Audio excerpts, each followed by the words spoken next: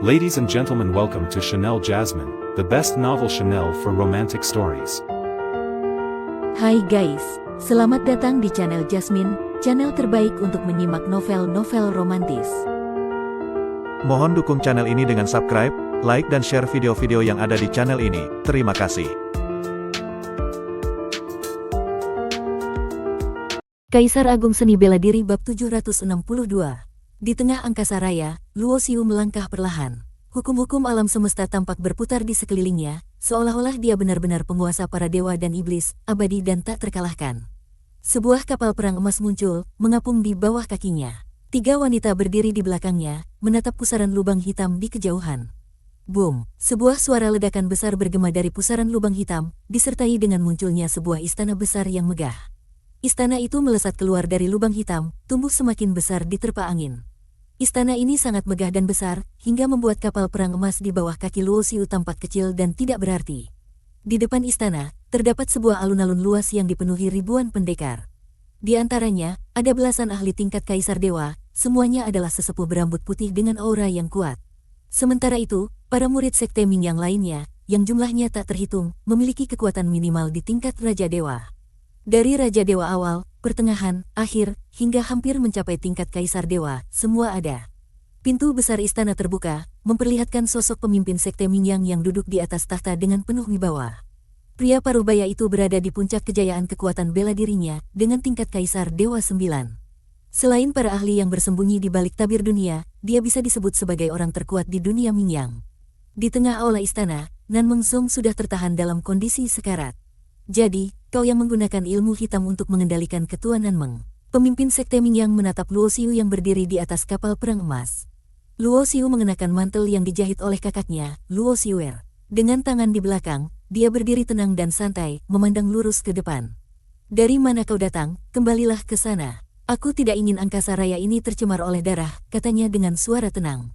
Nada suara Luo Xiu yang datar itu membuat para ahli sekte Mingyang semakin muram. Salah satu tetua tingkat Kaisar Dewa melangkah maju sambil tertawa dingin. Anak muda, kau berani bicara besar. Jika kau menyerah sekarang, kau mungkin bisa menghindari penderitaan. Kalau tidak, aku pastikan kau akan hidup lebih buruk daripada mati.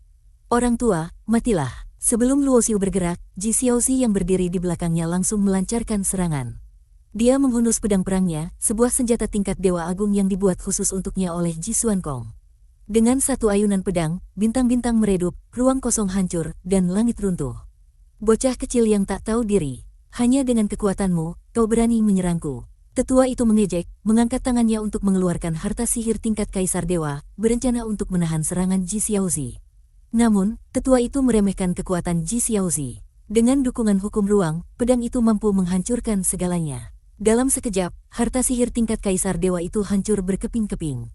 Serak, kilatan pedang menyapu, ruang kosong terbelah, dan tanpa perlawanan apapun, tubuh tetua tingkat Kaisar Dewa itu hancur menjadi daging cincang. Bahkan inti dewa miliknya tak sempat melarikan diri. Betapa kejamnya gadis muda ini. Linmu, Huatian, tangkap dia. Hati-hati dengan senjata di tangannya, perintah pemimpin sekte Mingyang dengan wajah suram. Sebagai pemimpin sekte, dia jarang bertindak sendiri dan memerintahkan 2 tetua tingkat Kaisar Dewa 4 untuk maju. Linmu dan Huatian, 2 tetua kuat dari sekte Mingyang, segera melangkah keluar. Mereka masing-masing mengeluarkan harta sihir. Linmu menghunus pedang api yang dihiasi ukiran naga hidup, sementara Huatian mengeluarkan sebuah bulan sabit yang memancarkan kekuatan seolah mengandung dunia kecil di dalamnya. Namun, Ji Xiaozi hanya tersenyum dingin. Meski kekuatannya hanya di tingkat Kaisar Dewa awal, dia telah mencapai tingkat Kaisar Dewa 3 di wilayah Dewa Abadi, memegang senjata perang tingkat Dewa Agung dan menguasai hukum ruang. Mengalahkan 2 Kaisar Dewa 4 tentu bukan hal sulit baginya. Weng, dengan satu serangan pedang, Ji Xiaozi memaksa kedua tetua itu mundur beberapa langkah, membuat mereka tercengang. Melihat ini, pemimpin sekte Mingyang mendengus dingin dan mengirimkan 3 tetua lagi, termasuk seorang yang sudah mencapai tingkat Kaisar Dewa akhir. Dengan 5 ahli melawan 1, Ji Xiaozi mulai terdesak. Sementara itu, 3 tetua lainnya bergerak menuju Luo Xiu yang berdiri di kapal perang emas. Qi Yurong dan Ning Hanyu hendak turun tangan, tetapi Luo Xiu menghentikan mereka dengan lambaian tangan. Kalian berdua memiliki bakat, tetapi belum cukup untuk menghadapi mereka saat ini, kata Luo Xiu dengan tenang. Ning Hanyu, yang tampak bersemangat, mengepalkan tinju kecilnya sambil berkata, akhirnya aku bisa melihat kakak bertarung lagi. Cakram kehidupan dan kematian. Luo Xiu melangkah di udara, hukum-hukum alam meluap dari tubuhnya, berputar di belakang kepalanya, membentuk cakram besar kehidupan dan kematian. Cakram itu berputar perlahan, memancarkan misteri tak berujung. Perpaduan dua hukum ini menghasilkan kekuatan reinkarnasi yang melipat gandakan potensi hukum, seolah-olah mencapai tingkat hukum tahap ke-6. Tanpa menggunakan senjata atau artefak, Luo Xiu hanya mengandalkan kedua tangannya untuk menghadapi 3 ahli kaisar dewa. Boom! Gelombang energi yang dahsyat mengamuk, memancarkan aura menakutkan. Kedua telapak tangan Luo Xiu menutupi langit, memunculkan berbagai kemampuan ilahi. Setiap kemampuan yang dia ciptakan sebanding dengan kemampuan ilahi tingkat Dewa Agung. Bang, bang, bang. Di bawah tekanan telapak tangannya, berbagai artefak tingkat Kaisar Agung hancur berkeping-keping. Aura Luo Xiu melonjak tinggi, sementara hukum ruang dan kecepatan membuatnya bergerak seperti kilat. Dalam sekejap, ia muncul di depan salah satu ahli Kaisar Dewa. Dengan 5 jarinya terbuka, ia menciptakan formasi pedang yang mengurung musuhnya. Dalam hitungan detik, pedang-pedang energi memotong tubuh ahli itu menjadi serpihan, bahkan inti dewa miliknya hancur tak tersisa. Selanjutnya, Luo Xiu membentuk mudra dengan satu tangan dan melancarkan pukulan telapak tangan. Cakram kehidupan dan kematian muncul, menghancurkan semua penghalang dan melemparkan musuh kedua ke kejauhan. Tubuhnya hancur, meninggalkan kekosongan total. Aku sudah memberi kalian kesempatan, tetapi kalian tidak menghargainya. Sekarang, biarlah angkasa raya ini ternoda darah. Dengan ketenangan, Luo Xiu menghancurkan sebuah menara suci hanya dengan satu pukulan. Energi dari pukulannya berubah menjadi bilah pedang, meledakkan kepala musuh ketiga. Darah menyembur kemana-mana. Di langit, monster pelahap dewa muncul dalam bentuk aslinya, tubuhnya membentang hingga ratusan mil, dengan mulut besar seolah-olah dapat menelan matahari dan bulan. Weng! Luo Xiu mengangkat tangannya, dan sebuah pemandangan menakjubkan muncul. Bintang-bintang bersinar terang di telapak tangannya, seolah-olah ia menggenggam sebuah galaksi. Bintang-bintang itu bukan bintang biasa, melainkan bintang yang diciptakan dengan teknik Dao Surgawi Samudera Bintang dan teknik rahasia titik akupuntur. Setiap bintang telah diperkuat dengan hukum alam, setara dengan artefak tingkat Kaisar Agung. Kini, dengan kekuatan penuh tingkat tertinggi dewa, ia memiliki 72 bintang, semuanya dirancang menjadi formasi bintang yang maha dahsyat. Boom, boom, boom. Bintang-bintang itu meluncur ke bawah, disertai bayangan 4 bintang kuno tingkat Dewa Agung. Setiap serangan dapat menghancurkan dunia, bahkan merusak wilayah alam samudera bintang. Pemandangan kehancuran ini begitu mengerikan, membuat pemimpin Sekte Mingyang dan para ahli Kaisar Dewa bergidik.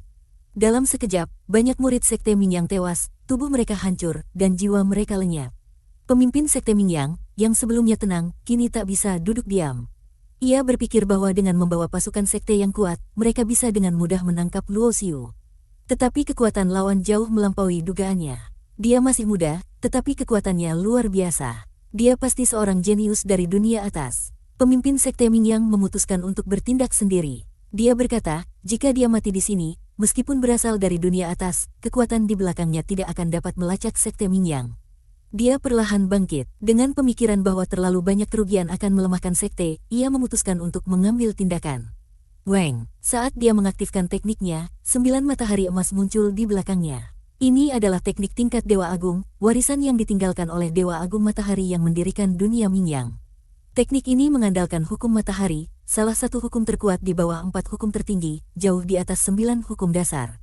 9 matahari muncul di langit, membakar segalanya. Dalam sekejap, formasi bintang Luo Xiu dihancurkan. Luo Xiu tersentak, tubuhnya bergetar hebat, 72 bintang miliknya memudar, terkena dampak energi lawan. Namun, 4 bintang kuno tetap utuh, menyerang balik dengan kekuatan besar. Senjata tingkat Dewa Agung, kau pasti benar-benar dari dunia atas. Bahkan senjata seperti ini kau miliki. Seru pemimpin Sekte Mingyang. Namun, di atas kepala pemimpin Sekte Mingyang, sebuah matahari ke-10 muncul. Ini adalah salah satu artefak warisan dari Dewa Agung Matahari, dengan kekuatan yang cukup untuk menghancurkan dunia. Bersambung.